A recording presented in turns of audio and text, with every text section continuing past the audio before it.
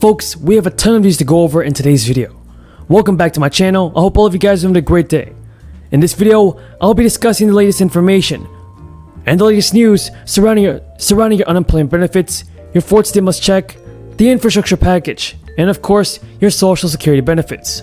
So, before I get into the video, don't forget to subscribe to my channel and give this video a like. Okay, I thought you looked, I said, Mom is out there. I was going to ask her to stand up, but Mom, you can't stand up if you're home.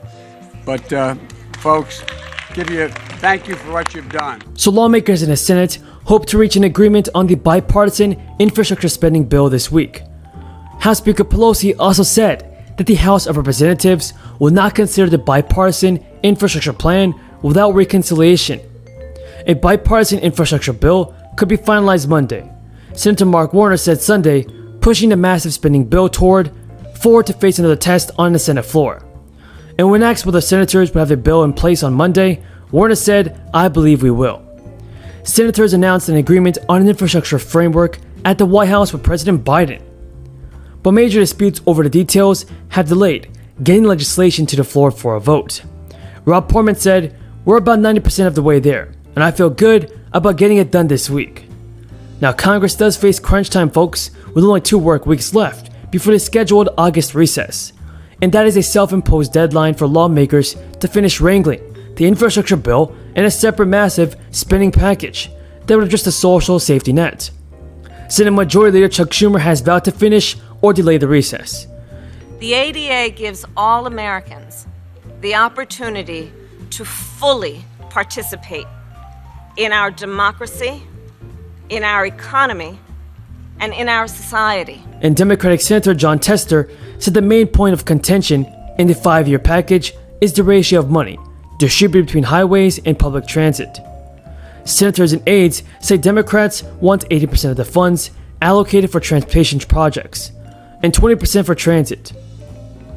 Folks, House Speaker Pelosi also said that the House of Representatives will not open debate on a bipartisan deal unless the Senate passes a partisan plan through budget reconciliation. Folks, who's to blame for holding back our stimulus money? Is it the Democrats or the Republicans? Leave your thoughts in the comments below. Now the details of the bipartisan bill, which is set to cost about $1.2 trillion, are still being negotiated by a group of Senate Democrats and Republicans.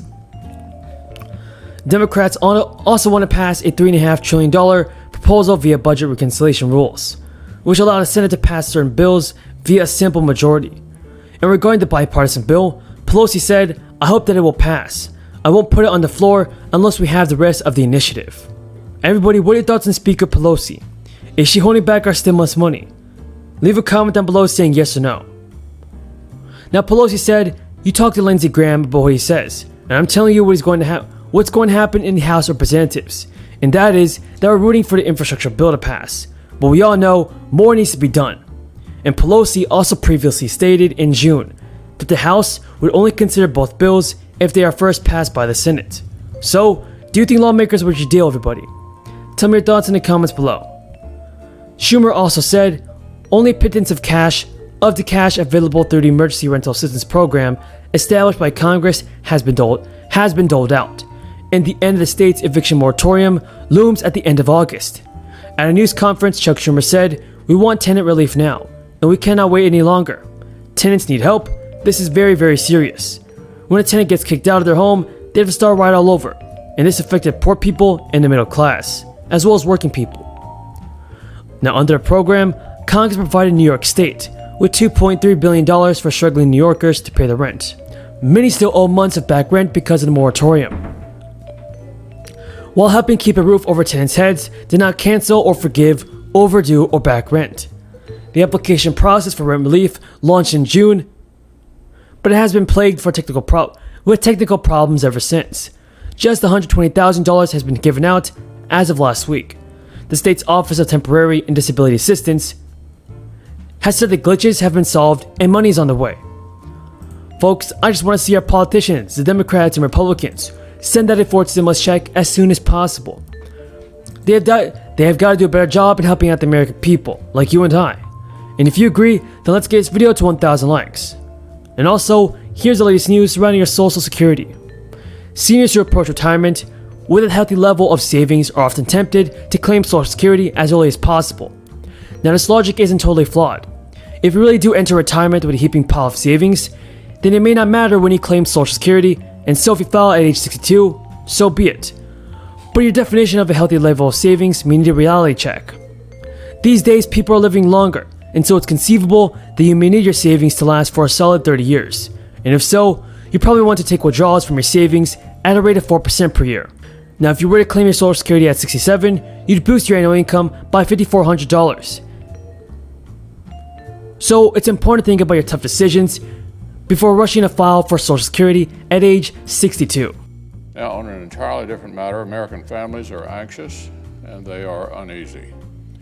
The share of Americans who feel optimistic about our country's direction has plummeted by almost 20% just since the springtime. As recently as early May, nearly 2/3 of Americans said they were optimistic about the direction of the country.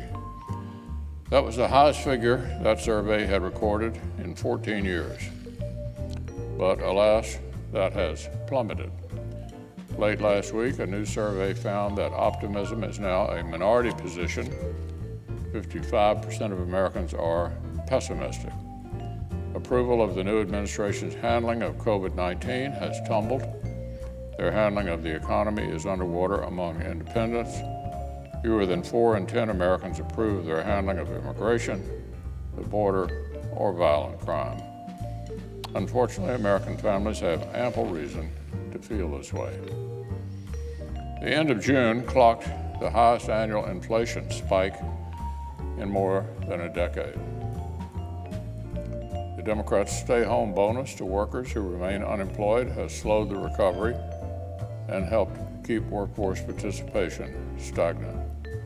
Meanwhile, last year, as the far left put the squeeze on law enforcement funding in cities across the country, America faced a 25% increase in homicides. And after the Biden administration was very eager to claim ownership and spike the football on the vaccination trajectory, which they largely inherited from Republican leadership, we've now seen vaccination rates in many places plateau on what this White House has been insisting is their watch. This turn toward pessimism is especially stunning and especially sad because President Biden took office with wind at his back. Things were set up for a roaring success like no other presidential transition in recent memory.